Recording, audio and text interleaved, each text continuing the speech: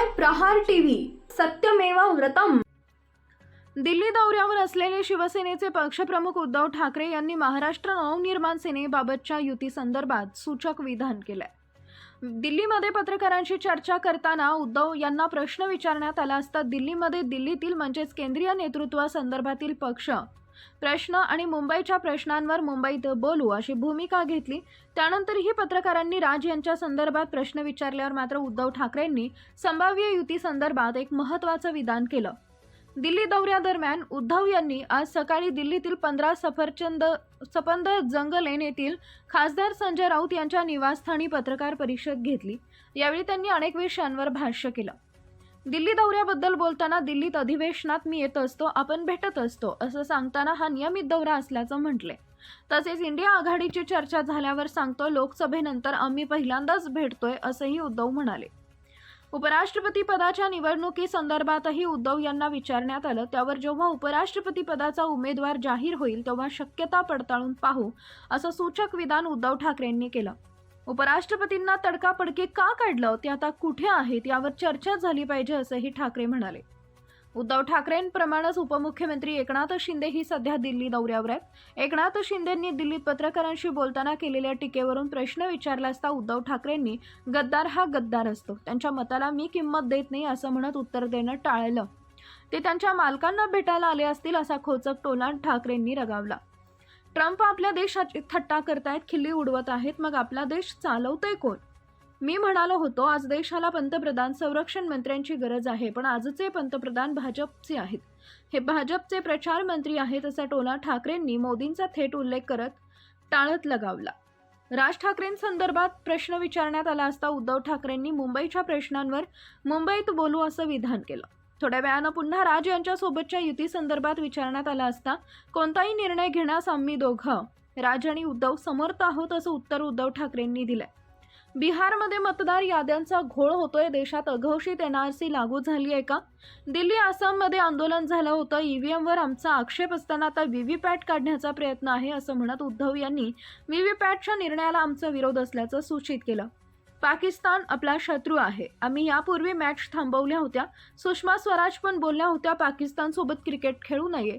जयशाह यांच्यासोबत अनेक लोक पाकिस्तान सोबत क्रिकेट खेळ होण्याबाबत पुढाकार घेत आहेत, ते सच्चे देशभक्त नाहीत असा टोला देखील लगावला।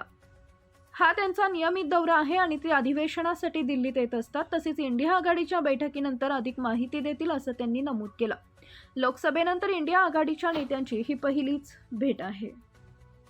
या बैठकीत नेमके काय चर्चेचे विषय आहेत? ते आता चर्चा झाल्यानंतर तुम्हाला सांगतो, कारण लोकसभा निवडणुकीनंतर इंडिया आघाडीचे नेते पहिल्या प्रथम भेटत आहेत।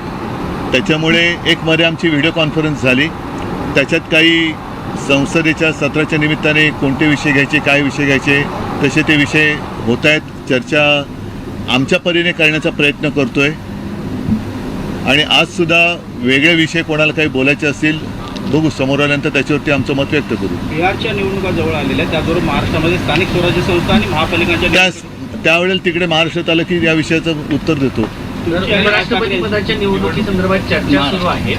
जर मराठी उमेदवार NDAने दिला तर या अगोदर देखील असं झालंय की मराठी उमेदवार असताना तुम्ही पाठिंबा दिला होता, तर अशा पद्धतीने जर मराठी उमेदवार आला आपण या सगळ्या शक्यता ज्या वेळेला जाहीर होतील तेव्हा बोलूया, कारण उगाच आपण त्याच्यावरनं त्यांच्या मनात काय आपण कशाला हे करायचे, तर तेव्हा जेव्हा तो विषय समोर येईल तेव्हा बघू ना। आपण मराठी उमेदवार असेल तर समोर आधी येऊ दे, आपण बघू त्याच्यानंतर। म्हणजे असं मग मराठी आलं, मग बंगाली आले, मग तमिळ आलं, मग पंजाबी आलं, असं करण्यात काय अर्थ आहे? त्यांच्याकडनं येऊ तर ते पहिला महत्त्वाचा विषय की पहिलं उपराष्ट्रपतींना तडकाफडकी काढलं का आणि उपराष्ट्रपती महोदय आत्ता आहेत कुठे, हा विषय महत्त्वाचा आहे।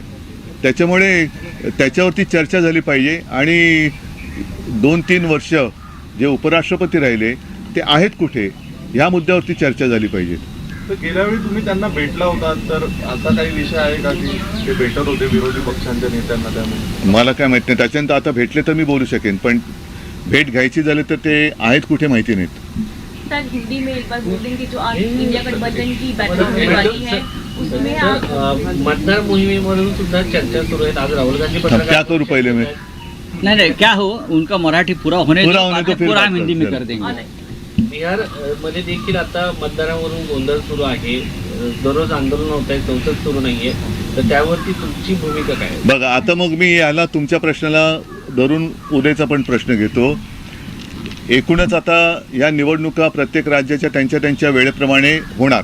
मग बिहार होईल, उत्तर प्रदेश होईल, दरम्यान महाराष्ट्राच्या स्थानिक स्वराज्य संस्था होतील. आता बिहारमध्ये जो काय एक मतदार याद्यांचा घोळ झाला त्याच्यामध्ये आता अंतिम निर्णय काय आलेला आहे कल्पना नाही, पण त्याच्यात आलं होतं की स्वतःची ओळख तुम्ही पटवून द्यायची मतदारांनी, बरोबर ना? म्हणजेच याचा अर्थ देशात अघोषित NRC लागू झाला आहे का या विषयावरती पण आपण बघितलं पाहिजे. कारण जेव्हा एक CA आणि NRC विषय गाजला होता, दिल्लीमध्येच त्याच्यावरनं रान पेटलं होतं, अनेक ठिकाणी त्याच्याविरुद्ध आंदोलनं झाली होती, विशेषतः आसाममध्ये NRCच्या विरुद्ध आंदोलन झालं होतं. आणि साधारणतः विषय हाच होता की तुम्ही तुमची ओळख पटवून द्या. तर NRC आता देशभर लागू केलं आहे का ह्याचं स्पष्टीकरण निवडणूक आयोगाने द्यायला पाहिजे. पण सुप्रीम कोर्टाने पुन्हा काहीतरी आदेश दिला आहे. स्थानिक स्वराज्य संस्थांच्या ज्या निवडणुका आहेत त्याच्यात एक तर EVMवरती आमचा आक्षेप असताना आणखीन त्याच्यात एक अपारदर्शकता आणलेली आहे की त्यांनी ते VVPAT मशीनच आता काढून टाकलेलं आहे. मग तुम्ही निवडणुका घेता कशाला? सरळ जाहीर करून टाका ना यांचे एवढे जिंकले म्हणून. आम्हाला एकतर आमचं म्हणजे मतदाराला त्याचं मत जाते कुठे हे शेवटपर्यंत कळलं पाहिजे. ते EVMमध्ये कळत नाही आहे.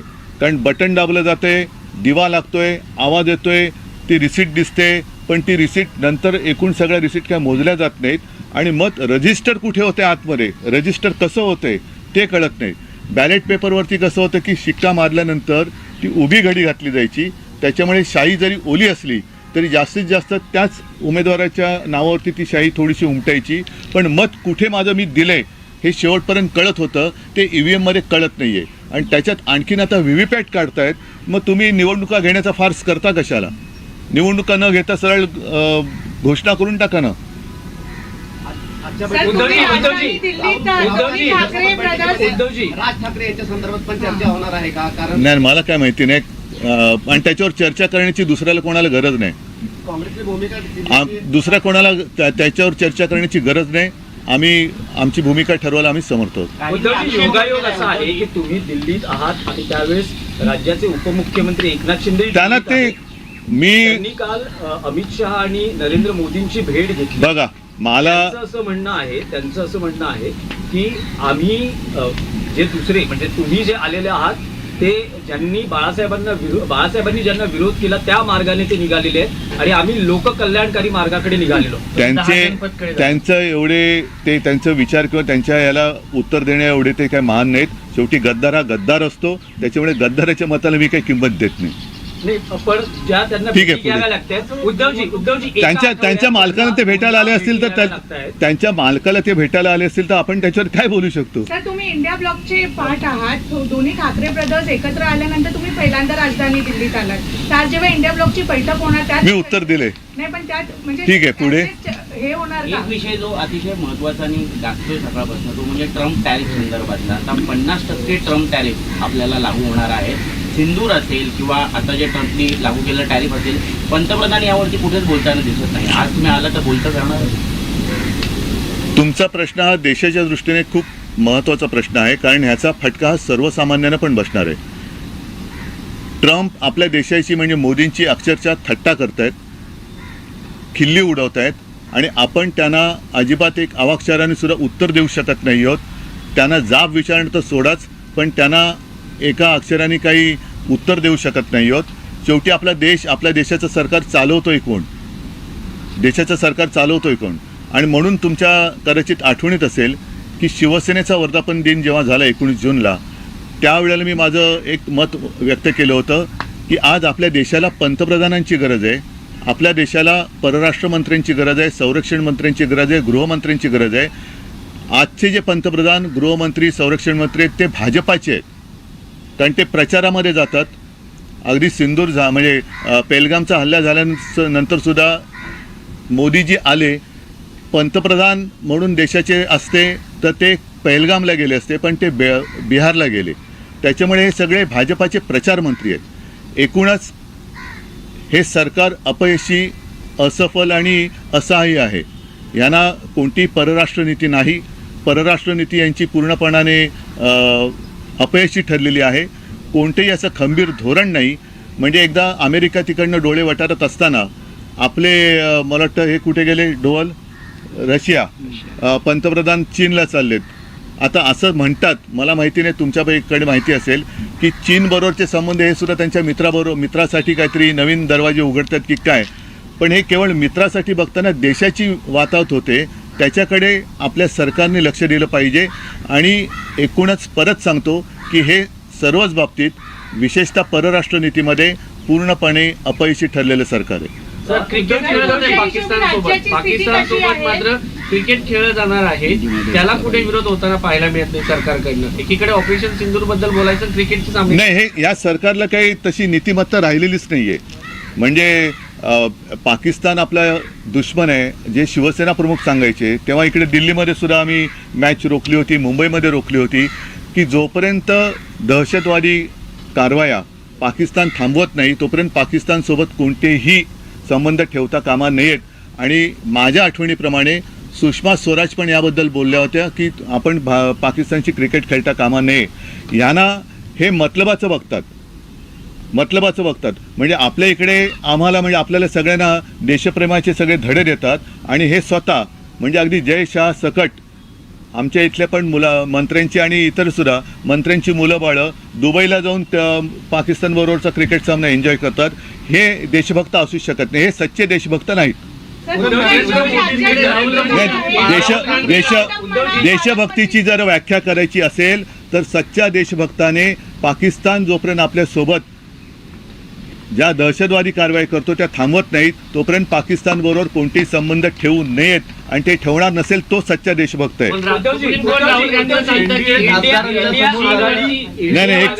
नाही, चीनवरती प्रश्न उपस्थित केले ते राहुल गांधी यांनी, तर त्यांना म्हटले होते की अशा पद्धतीने प्रश्न उपस्थित करणं सच्च्या देशभक्ताचं लक्षण नाही. म्हणून मी म्हटलं होतं ना की हे सच्च्या देशभक्ताचं लक्षण. आता त्याच्यावरती सुद्धा अनेकांनी असहमती दाखवलेली आहे. आता माझं म्हणणं असं आहे की सुप्रीम कोर्टाचा आदर ठेवून घटनेप्रमाणे 10 शेड्यूल 10 प्रमाणे जे काही लोकशाही वाचवण्यासाठीचा जो निकाल आहे त्याला 3 वर्ष झालेली आहेत, अजूनही निकाल लागत नाही. घटनेचा सन्मान आपल्या देशात राखला जातोय की नाही हे सुद्धा संपूर्ण देशातले देशभक्त वाट बघतायत. त्याच्याबद्दल सुद्धा सुप्रीम कोर्टाने आम्हाला अवगत करावे. खासदारांच्या बैठकीमध्ये नरेंद्र मोदींनी बाळासाहेब ठाकरेंचा उल्लेख केलाय आणि त्याचवेळी अमित शहाचं पण कौतुक केलंय. तर तुम्ही कसं पाहताय?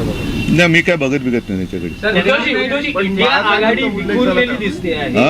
इंडिया आघाडी विखुरलेली दिसते, यासाठी आप इंडिया आघाडीतून बाहेर पडलेला आहे. ममता बॅनर्जींची वेगळी भूमिका आहे. अशा वेळेस महाराष्ट्राचं राजकारण बदलत असताना आणि 2 बंधू एकत्र येत असताना शिवसेना उद्धव बाळासाहेब ठाकरे हा पक्ष इंडिया आघाडीत राहणार का? पण माझं म्हणणं की अशा कुठे काय अटीतटी शर्ती नाहीच आहेत. त्याच्यामुळे मी म्हटलं ना की आमच्या दोघांचा निर्णय घ्यायला आम्ही दोघंही खंबीर आहोत.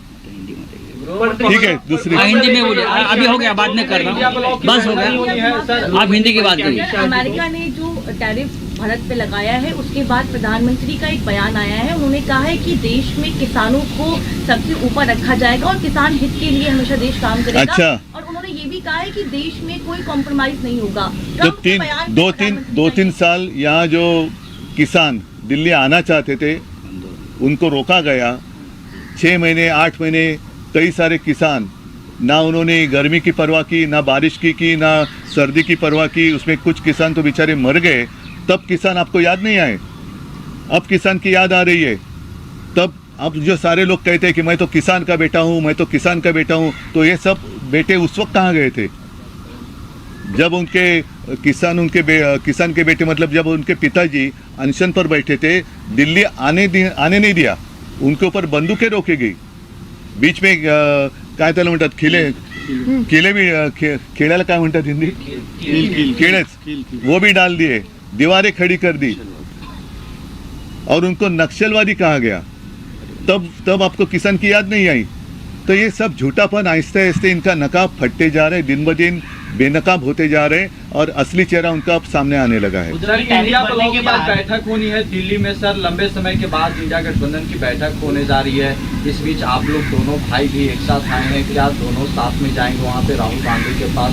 क्योंकि आप लोग हम दोनों भाई समर्थ हैं, हमें क्या करना है हम दोनों करेंगे, उसमें तीसरे की आवश्यकता नहीं है। सर, इलेक्शन कमीशन का एक ट्वीट है जिसपे उन्होंने कहा है कि एक भी सिंगल ऑपोजिशन पार्टी ने ऑब्जेक्शन रेज नहीं किया है ये एसआईआर पे, बिहार के एसआईआर के रिव्यू आप इलेक्शन हाँ, कमीशन आप का ट्वीट बताओ। ऑपोजिशन SIR को लेकर नहीं, एक मिनट, इस बारे में अनिल जी आपको।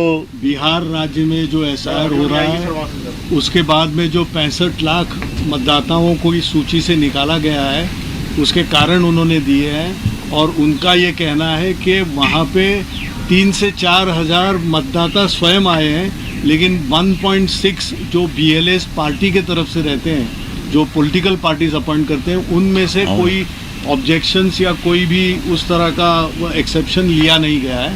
लेकिन जब BLS पार्टी के तरफ से एक्सेप्शंस लेते हैं उसकी कोई सुनवाई नहीं होती, BLO उस पर हावी होता है, उसके ऊपर ERO और AERO का भी रोल उतना ही ज़बरदस्त रहता है कि वहाँ पे कोई सुनवाई BLA के नहीं होती है। तो उन्होंने जो सेटअप किया हुआ जो पूरा का पूरा एक सिस्टम है उसको देखा जाए। चीफ इलेक्शन कमिश्नर को बार बार हमने भी जब मीटिंग करके उनको कहा था तो उसके ऊपर नहीं होती है, वन वे उनका डिक्टेट रहता है, और उसको वहाँ पे सुधारा जाए तो डेमोक्रेसी सही मायने में हम कहेंगे कि भारतवर्ष में डेमोक्रेसी है। सर, एक सवाल ये है, आप लोग SIR का मुद्दा संसद में उठा रहे हैं और चर्चा की मांग कर रहे हैं, लेकिन सरकार ये बार बार कह चुकी है और कई बार कह चुकी है कि SIR की जो प्रक्रिया है वो चुनाव आयोग द्वारा की गई है, सरकार द्वारा नहीं की गई है। चुनाव आयोग को कंट्रोल कौन करता है? चुनाव आयोग को कंट्रोल कौन कर रहा है? सर विधान केलं की दोन भाऊ म्हणजे तुम्ही आणि राज ठाकरे अरे आपण मुंबईत बोलू ना, आपण त्या दोन भावांना घेऊन दोन्ही भाऊ आवश्यकता नाही, म्हणजे यामध्ये तुम्हाला दुसऱ्या कुठल्या पक्षाची गरज नाही का? 2018 में भी वो चाइना गए थे, उसके बाद 2020 में पहले में अपने जवान शहीद हुए थे। अब 2025 में फिर एक बार चाइना जाने की बात हो रही है, इस दौरे के बारे में आपका क्या कहना है? देखो, पहले तो इन्होंने साफ करना चाहिए कि कौन अपने मतलब अपने देश के दुश्मन है और कौन अपने मित्र है। मित्र तो फिलहाल दिखाई नहीं दे रहे हैं। प्रधानमंत्री जी पिछले 10 साल से लगातार पूरा चप्पा चप्पा उन्होंने वो घूमे हैं। दुनिया में अब ऐसी कोई जगह शायद बची नहीं होगी जहां प्रधानमंत्री गए नहीं। लेकिन पाकिस्तान के साथ जो अपना संघर्ष चल रहा है, अब ये बात तो खुलकर सामने आई है कि इसके पीछे चाइना भी है जो पाकिस्तान को मदद कर रहा है। तो चाइना हो या पाकिस्तान हो, हमारा दोस्त है या दुश्मन है? बीच में तो बायकॉट चाइना करके इन्होंने शुरुआत की थी बात। तो अब चाइना में क्यों जा रहे हैं? अब चाइना में क्यों जा रहे हैं? पाकिस्तान हमारा दुश्मन है या नहीं है? फिर पाकिस्तान के साथ क्रिकेट क्यों खेल रहे हैं? अगर पाकिस्तान के साथ क्रिकेट खेल रहे हैं तो वो जो हमारी माता और बहनों का सिंदूर उजाड़ गया, उसके बारे में प्रधानमंत्री जी क्या जवाब देंगे और अमित शाह जी क्या जवाब देंगे? तो ये सब इनकी, जैसे मैंने कहा ना, इनके नकाब दिन ब दिन उतरते जा रहे, एक एक नकाब उतरते जा रहे। हिंदुत्व भी एक नकाब है, वो भी उतर गया है। और देश के लिए मैं कहता हूं कि अब देश को एक प्रधानमंत्री की ज़रूरत है, देश को एक गृह मंत्री की ज़रूरत है, क्योंकि मणिपुर आज भी जल रहा है, वहाँ कोई जा नहीं रहा। ये तो सिर्फ पार्टियाँ तोड़ने के पीछे पड़े हैं। परिवार को तोड़ो, पार्टी को तोड़ो, जितने भ्रष्टाचारी है उनको पार्टी में ले लो। तो ये तो पार्टी की बात होगी, देश की नहीं। तो देश के लिए एक मजबूत सरकार की जरूरत है, मजबूत प्रधानमंत्री की जरूरत है, गृह मंत्री, सब रक्षा मंत्री हो या विदेश मंत्री हो, देश के लिए मंत्री चाहिए। आज एक चाहिए तो आप ऐसी, मैं तो विज्ञापन नहीं दे सकता कि चाहिए करके, लेकिन जब भी कोई आपत्ति आती है तो ये लापता होते हैं। सर एनडीए की मीटिंग में उन्होंने ठाकरे जी की तारीफ की है, इसके बाद समिती महाराष्ट्र एकीकरण समिती कन्नड सक्ती मी त्याच्याबद्दल बोलणार नाही। सर ठीक है, थैंक यू। सर हाल के दिनों में महाराष्ट्र में हिंदी भाषी और मराठी के बीच में जो दिख रहा है, नहीं हो रहा है, कुछ नहीं हो रहा है। ये बीजेपी की साजिश है। हमारी भूमिका स्पष्ट है, हम किसी भाषा का द्वेष नहीं करते, लेकिन हमारे ऊपर जबरदस्ती ना करे। फिर अगर भाषा की बात करें तो जैसे हिंदी भाषी प्रांत है, वहाँ 3 भाषा कौन सी सिखाएंगे आप? क्या वहाँ तेलुगु, तमिल, पंजाबी, मराठी, उड़िया, इस भाषा का आप ज़बरदस्ती कर सकते हो? अभी मैं आपके साथ कौन सी भाषा में बात कर रहा हूँ? तो क्या मुझे पहली कक्षा से हिंदी कंपलसरी थी? हमारे प्रधानमंत्री और गृह मंत्री तो गुजरात से आते हैं, तो भी वो हिंदी अच्छी बात करते, जो अच्छा है वो बातें अच्छी करते हैं, मतलब हिंदी बात अच्छी करते हैं। क्या उनको हिंदी भाषा पहले से कंपलसरी थी? तो जब भी जिसे वो ज़रूरत होती है वो सीख लेता है। तो ज़बरदस्ती ना करें। हिंदी भाषा के साथ हमारी कोई दुश्मनी नहीं है, लेकिन हम ज़बरदस्ती बर्दाश्त नहीं करेंगे। धन्यवाद। Thank you. चलो, जय हिंद, जय महाराष्ट्र। चलो, थैंक यू।